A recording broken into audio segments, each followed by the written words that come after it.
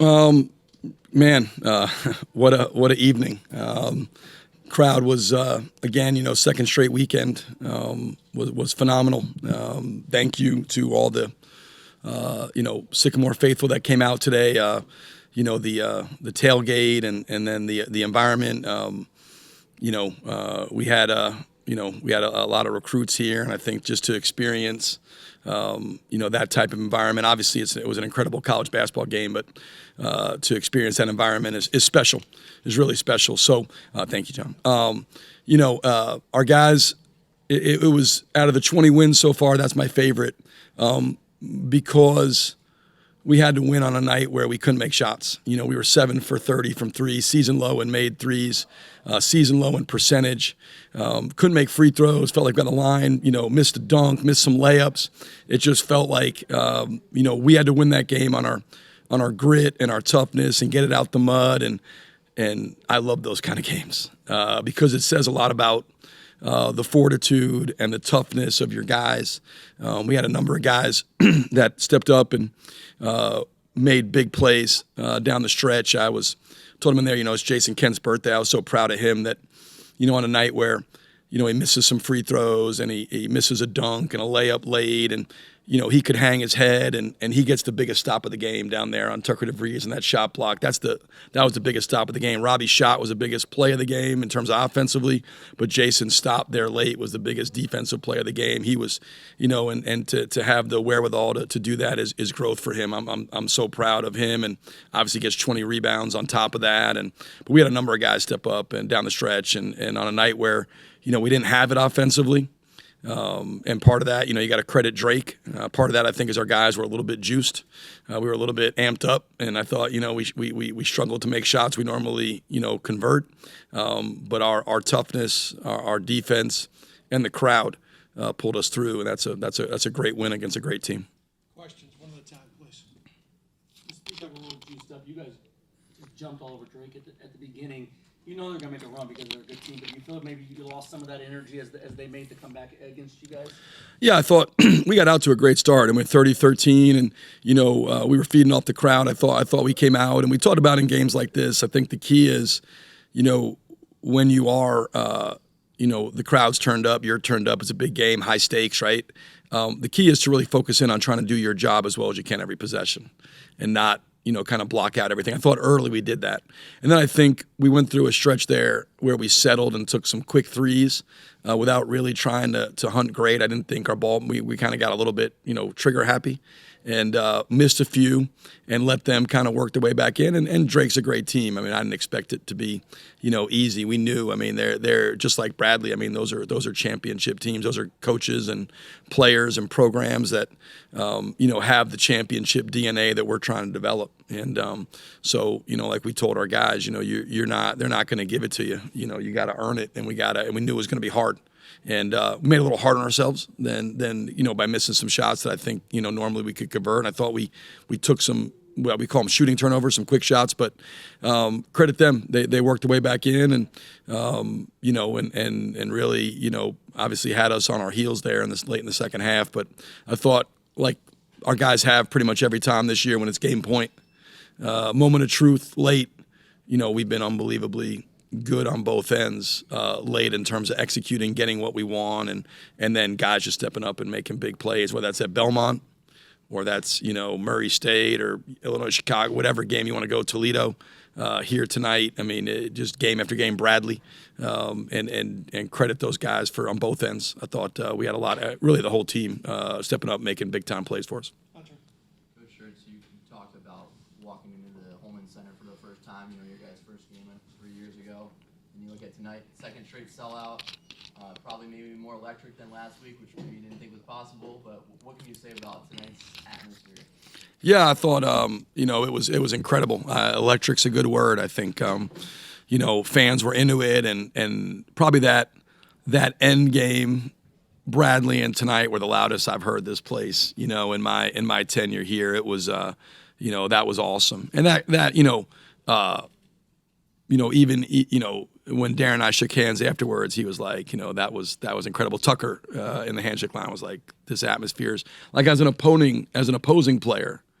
I mean, you love it as opposing coach because the energy in the building. I mean, whether it's for you or against you, you'd way rather play in a juiced up, turned up environment than somewhere that's apathetic and there's no fans. Like this was a heavyweight fight, toe to toe, center of the ring in the arena. Fans were into it, and I thought every time we wobbled, they just kept sticking right by us, and obviously night and day from year one in terms of fan support. But that's part of it. Like you gotta prove yourself, worthy of support. Like I don't dispute that. You gotta come in and you gotta play a style. You gotta win, and then you gotta play a style that people are entertained by, and then in this league, it's going to give you unbelievable competition on a night in, night out basis. So I hope that Bradley and Drake are not anomalies, and that they become the norm, and that we get these kind of crowds, and Terre Haute wraps its arms around this team, and this team deserves it, and I think they'll reciprocate as we talked about in the the last press conference.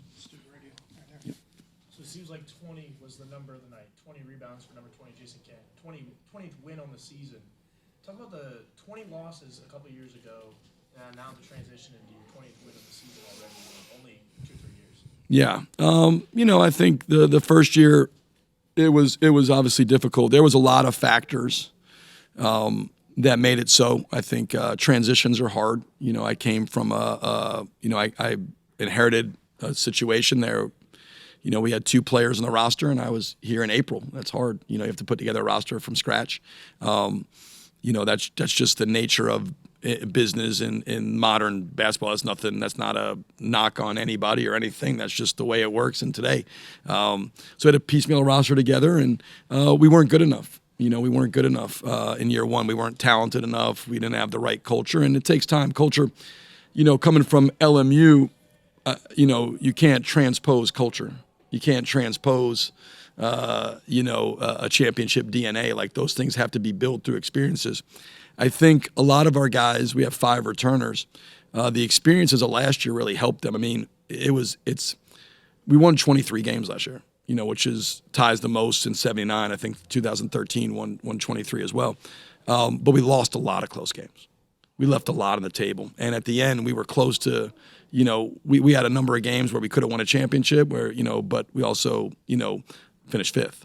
And we felt like at the end of the year, there was a lot of, we left a lot on the table. There was a lot of regret over, and figuring out how we can close better, how we can be a little more connected, a little tougher here at the end games.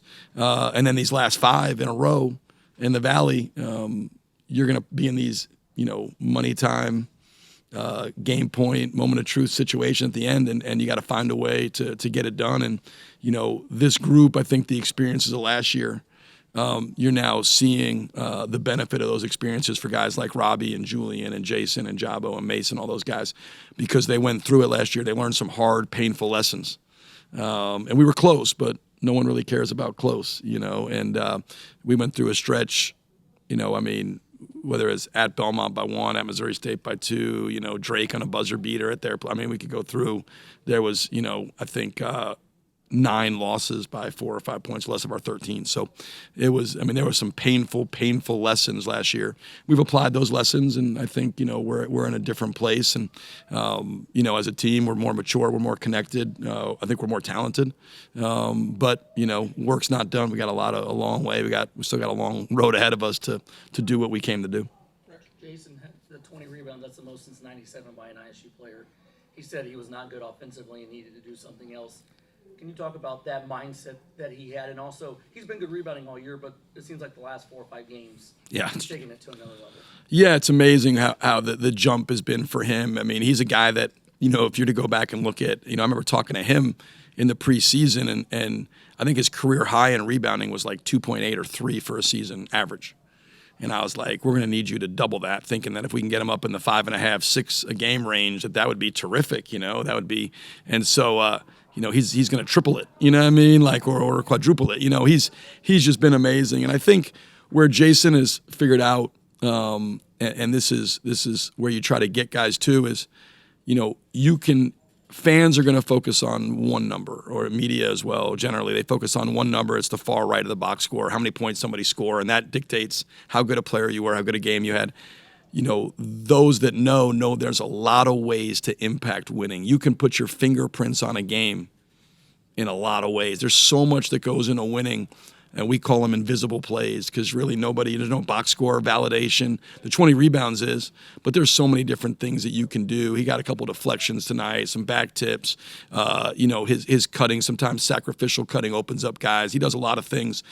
Jason affects winning in a significant way on both ends of the floor for us, and we got a lot of guys that do that. I mean, that's why we're 20-3 is because of we got a lot of winners in that locker room. A lot of guys that some guys play for stats, other guys play to win.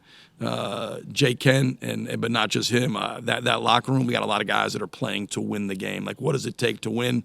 Whatever I got to do, whatever you need me to do, I'm going to do that and help this team get over the hump, find a way through the competition. Great. You can see these guys again too, Coach. A long way to go, but you guys went toe-to-toe tonight. Good to see them again. Yeah, well, I mean, we're gonna, hopefully that means we're deep in St. Louis if we see them or Bradley or whoever, so you take it. When you come to Missouri Valley, it's supposed to be hard. It's supposed to be hard. It's hard. Road games are hard. Home games are hard. Teams are good. They're well coached. Every game in this league tests you and challenges you, and that's what makes it fun, that's the enjoyment. I mean, in sort of a masochistic kind of way, but the enjoyment is this is high level competition. You're out there working together, grinding together. I mean, there's nothing better than going to that locker room and seeing those guys like coming through something really hard and having to do it together and unified and getting through an incredibly difficult game where you feel like you can't make shots and it's so easy to let go of the rope and just say, man, it's not our night. And you just keep fighting together and you stay the course and stay connected. And then you find a way, through the competition, that's as good as there is. I mean, that's one of the best feelings in the world when you're in a locker room and you've done that. And, these guys, credit to them because they've been able to do that. Bradley, we had to score every time because they wouldn't miss. Tonight, we couldn't let Drake score because we couldn't score. And that's, as simple as it sounds, that's really what it is like, can you figure out a way to win a game, when the other team's not missing or when you can't score? And these guys all year have figured out ways to find ways through competition and really, really proud of them. If we see Drake again, like I said, or Bradley or whoever, that means we're at least in the semis and hopefully the finals of the Missouri Valley tournament. So we'll take it. We know it's not going to be easy.